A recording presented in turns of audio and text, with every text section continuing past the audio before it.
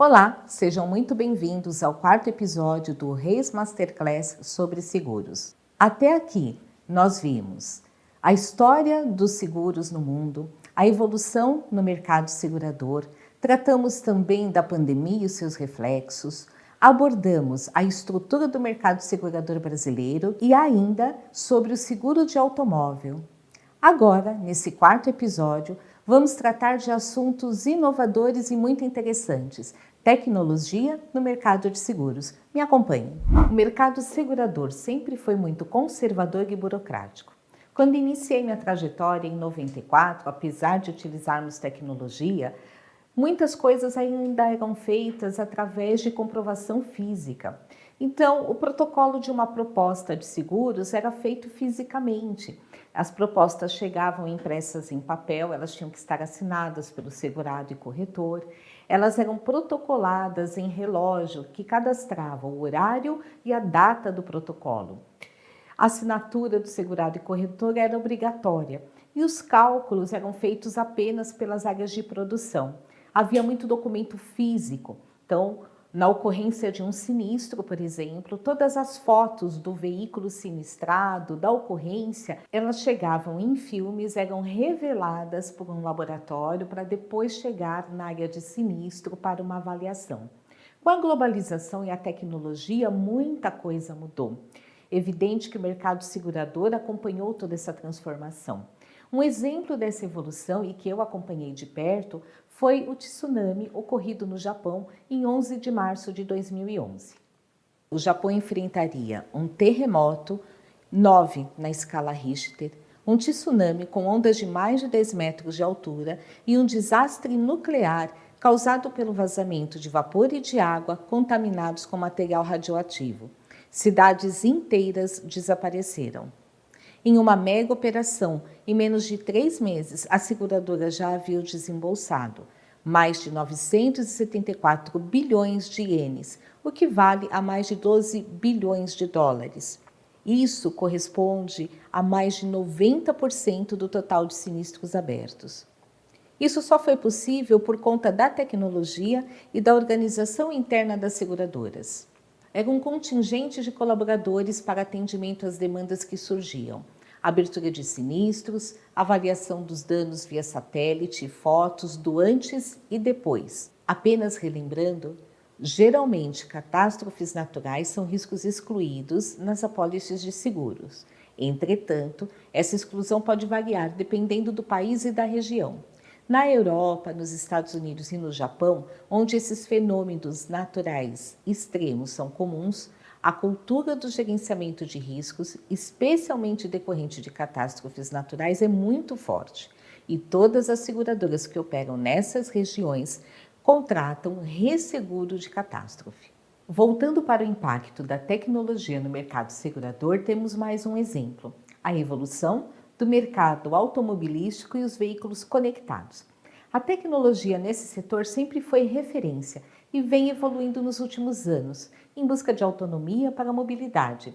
Essa autonomia vem sendo conquistada através de veículos semi-autônomos, autônomos e conectados.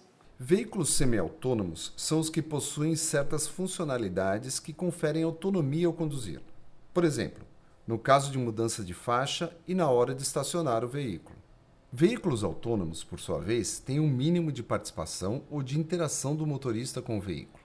Nos Estados Unidos, Europa e China, já há fábricas produzindo esse tipo de veículo. Nos Estados Unidos, existem áreas restritas para testes. Veículos conectados são aqueles que estão ligados a uma rede, uma conexão entre o veículo e a montadora via chip, com a finalidade de buscar informações sobre como o veículo está sendo conduzido. O chip registra freadas, paradas, um aumento de velocidade, todo o roteiro por onde o veículo trafega. Diferente do GPS, já conhecido, que registra apenas vias por onde o veículo passa. No carro conectado, vamos além. Qualquer freada brusca é registrada, uma aceleração é registrada. Enfim, tudo o que o veículo faz, tudo o que ocorre durante o trânsito é registrado por meio dessa conexão. Toda essa tecnologia impacta no mercado segurador e traz uma série de dúvidas. Em caso de sinistro, de quem é a responsabilidade civil? É da montadora? como comprovar um nexo de causalidade. Caberia aqui uma ação regressiva de ressarcimento? No caso de veículos conectados, a montadora pode compartilhar dados do cliente com a seguradora? Seria necessária uma ordem judicial? Ou bastaria o proprietário do veículo conectado autorizar o compartilhamento de dados? Todo esse panorama e suas consequências ainda são uma incógnita no mercado segurador. Vamos depender demais da devida regulamentação pela CNSP e de orientações da SUSEP, além de um grande trabalho junto a montadoras e ao judiciário. A importância da tecnologia é crucial. Atualmente, o mercado segurador tem buscado adaptar-se aos novos tempos e essa mudança tem sido classificada no mercado como evolução do seguro 3.0. O termo remete-nos à transformação provocada pela tecnologia na maneira da divulgação dos produtos, na forma de contratar, na otimização dos processos de trabalho e também no tratamento do relacionamento com os clientes. Prova dessa evolução são as startups voltadas para a área de seguros, chamadas de insurtechs. As insurtechs nada mais são do que empresas que buscam, através do desenvolvimento de sistemas digitais e plataforma, facilitar a vida dos segurados e das seguradoras. Isso ocorre através de plataformas, da otimização dos processos de trabalho das corretoras, da automação de processos repetitivos. A gente vai falar do conceito, antes de insurtech, de startup, porque a insurtech nada mais é do que uma startup vinculada ao mercado de seguros. A startup é um modelo de negócio inovador, repetível, escalável, e então ele pode atender a demanda sempre renovada e sempre crescente. E pode, inclusive, atender a determinados nichos de consumo que nem mesmo existiam antes. Então, o papel essencial aí é o papel da inovação e da escala, né, que esse negócio tem. Pode atingir milhares de pessoas. Então, o conceito de insurtech nada mais é do que uma startup voltada para o mercado de seguros. Um modelo de negócio, mais uma vez, inovador, escalável, repetível e que atinge uma escala imensa de consumidores, sempre trazendo uma disrupção, ou seja, uma modificação em algum elemento aí da cadeia produtiva. Como existem as insurtechs, essas startups existem em cada segmento. Nós temos as fintechs, as edtechs, as healthtechs. Então, temos várias startups atuando em cada segmento. No mercado de seguro, as insurtechs não necessariamente são concorrentes com as seguradoras ou com os corretores. O que se tem visto muito é o papel delas na facilitação, na desburocratização de determinados momentos da ação econômica da seguradora ou do corretor. Então, existem insurtechs voltadas para facilitar toda a operação da seguradora ou a operação do corretor. É claro que existem também insurtechs que vão concorrer com corretores e com seguradoras, mas há uma capilaridade, uma multiplicidade de áreas em que essas insurtechs atuam. E a gente tem que registrar aqui que essa atuação é num mercado conservador, num mercado muito regulamentado, caracterizado por uma pouca competição, por concentração e, às vezes, avesso à inovação. Apesar de tudo isso, essas insurtechs, elas entraram nesse mercado e elas estão agindo como esse elemento de disrupção, de inovação, trazendo facilidade, trazendo agilidade, desburocratizando o mercado que era extremamente burocratizado. Então, a gente já falou do conceito e falamos também de áreas de atuação dessas insurtechs. Vamos falar agora do sandbox regulatório. O que é isso? A gente tem um marco legal, que é a Lei Complementar 182 de 2021. Essa lei complementar definiu startup e definiu também a importância da inovação. Essa importância do empreendedorismo inovador já vinha até dentro da nossa Constituição, nos artigos 218 e 219. Mas essa lei complementar veio dar mais detalhamento a esses princípios que estavam contidos lá na nossa Carta Magna. Então, com essa lei complementar, um dos itens dela, uma das disposições dela, foi permitir que órgãos reguladores criassem ambientes que são chamados os sandbox, que são, então, ambientes limitados de experimentação, onde determinadas empresas são autorizadas a funcionar com seus modelos inovadores e ficam sob o olhar da SUSEP, no caso, que é o regulador do mercado de seguros. Esse negócio que é autorizado, ele é autorizado temporariamente, então, por 3 anos. O modelo de sandbox ele começou com uma primeira rodada em outubro de 2020. Foram apresentados 15 projetos e foram selecionados 11 projetos aí, e estão em funcionamento 11 empreendimentos inovadores sob o olhar da SUSEP. E a gente tem que dizer aqui que esses empreendimentos não é todo seguro que vai ser passível de ser manipulado por uma insurtech. Normalmente são seguros de vida, seguro funeral, seguros de celulares e também até seguros de automóvel que estão sendo feitos on demand, ou seja, pay per use, você paga pelo uso do seu automóvel. Então, são essas as inovações. Esse modelo sandbox já vai ter uma segunda rodada, já são 25 projetos, vão ser escolhidos 15, que estava prevista essa seleção para o final de outubro. Como houve uma tendência da SUSEP, pode ser que haja algum atraso aí, mas entrando já no ponto final que a gente gostaria de tratar.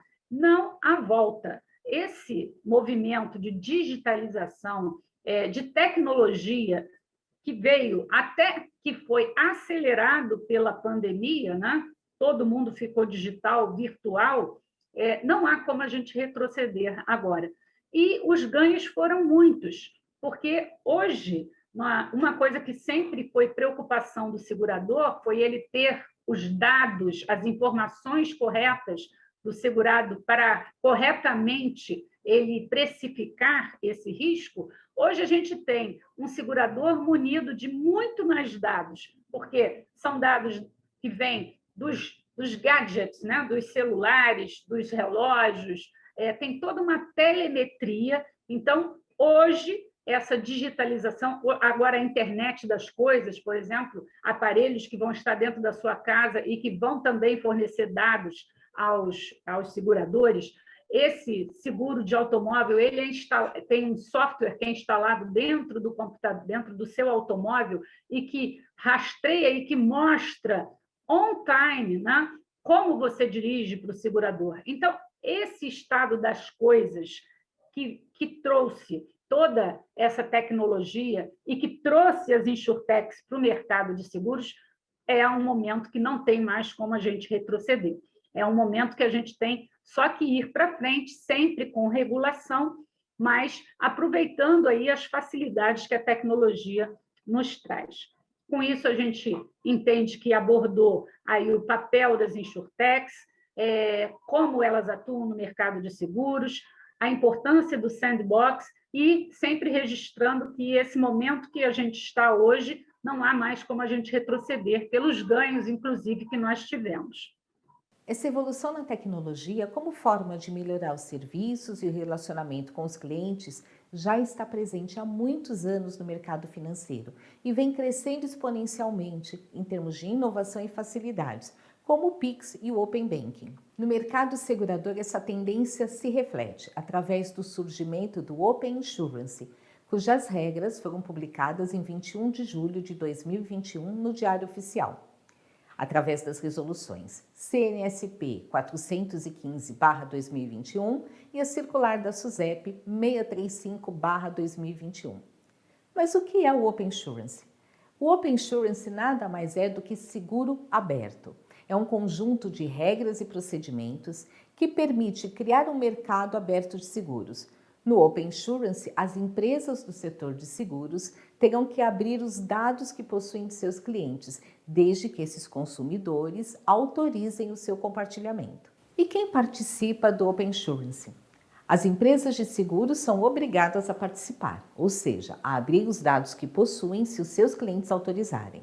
As insurtechs, por sua vez, participam se quiserem, mas uma vez optando por participarem do Open Insurance, também terão que compartilhar os dados dos seus clientes. E qual a ideia central do Open Insurance? Voltemos ao exemplo do perfil do segurado no ramo de automóvel. Lembra que eu informei que algumas perguntas eram feitas e, de acordo com as informações prestadas, analisava-se as estatísticas e o valor do prêmio que seria pago. Pois bem, com a Open Insurance, uma gama muito maior de informações será utilizada para realizar essa avaliação. Dessa maneira, entende-se que o valor do prêmio chega muito mais próximo de uma realidade do que através do próprio perfil do segurado que temos hoje. Um outro exemplo da utilização do Open Insurance pela seguradora é a possibilidade de utilizar essas informações da plataforma para criar novos produtos. Já existe a possibilidade, por exemplo, de criar um seguro de valor mensal ao invés de anual, uma apólice que cubra apenas parte do valor do veículo e não obrigatoriamente 100%, ou ainda descontos maiores conforme o comportamento do motorista. Um aplicativo instalado no smartphone, por exemplo, poderá mostrar os dados como bons hábitos de direção, distâncias percorridas por mês, lugares frequentados. Isso já existe hoje, mas com o compartilhamento dos dados, outras operadoras poderão oferecer seguros mais baixos para o motorista cauteloso. O Open Insurance enfrenta uma certa resistência por parte de bancos e algumas seguradoras. Há quem reconheça que realmente é um grande avanço, mas que está sendo inserido no mercado segurador de maneira equivocada. De acordo com Eduardo Fraga, diretor da SUSEP, o mais importante para a SUSEP é o crescimento do mercado com maior inclusão financeira, com acesso a seguros para mais pessoas. O Open Insurance vai trazer mais produtos e a customização desses produtos. As principais críticas estão concentradas nos seguintes pontos. Primeiro, os prazos propostos para a implantação. Ele será em etapas e previsão de finalização de todo o processo em 31/10/2022. O segundo ponto, que também está sendo muito criticado pela CNSEG e seguradoras, é o direito das novatas. As seguradoras que fazem parte dos maiores grupos financeiros do país não querem que as empresas novatas, que estão em fase de experimentação, participem do Open Insurance.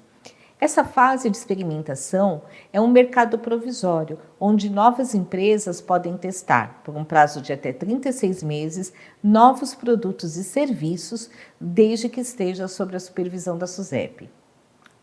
A ideia da CNSEG é que essas empresas novatas só possam ter acesso aos dados do Open Insurance depois de passarem por esse teste. A SUSEP, por sua vez, tem o seu ponto de vista e discorda dessas informações. Com relação ao prazo exíguo, ela afirma que desde 2019, esse processo de abertura do Open Insurance já vem sendo discutido no mercado segurador. Sobre as empresas novatas, a SUSEP afirma que estas empresas já estão em testes e são obrigadas a seguir todas as regras do órgão. Segundo a superintendência, o acesso dessas companhias aos dados do Open Insurance é uma forma de acelerar a inovação no setor, o lançamento de novos produtos e serviços que hoje não existem. Por outro lado, existe o interesse também da SUSEP de fomentar entre as grandes seguradoras o compartilhamento de dados com um grupo de novas empresas que surge no Open Insurance, os iniciadores de serviços.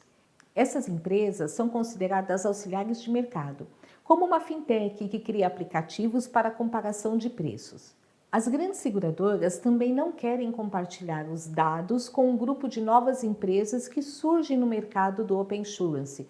A CNSEG entende que essas empresas não são reguladas pela SUSEP e que, portanto, poderiam sair impunes caso utilizem de forma errada os dados obtidos do Open Insurance.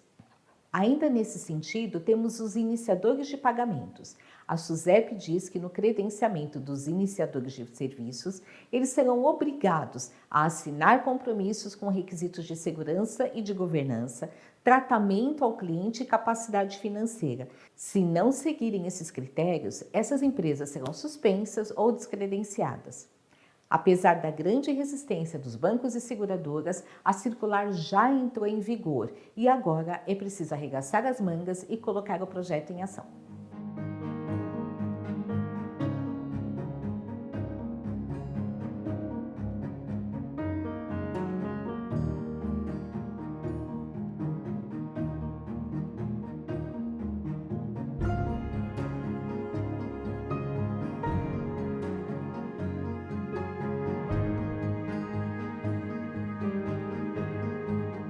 E concluímos por aqui o nosso Reis Masterclass sobre seguros. Espero que vocês tenham gostado e nos vemos em breve.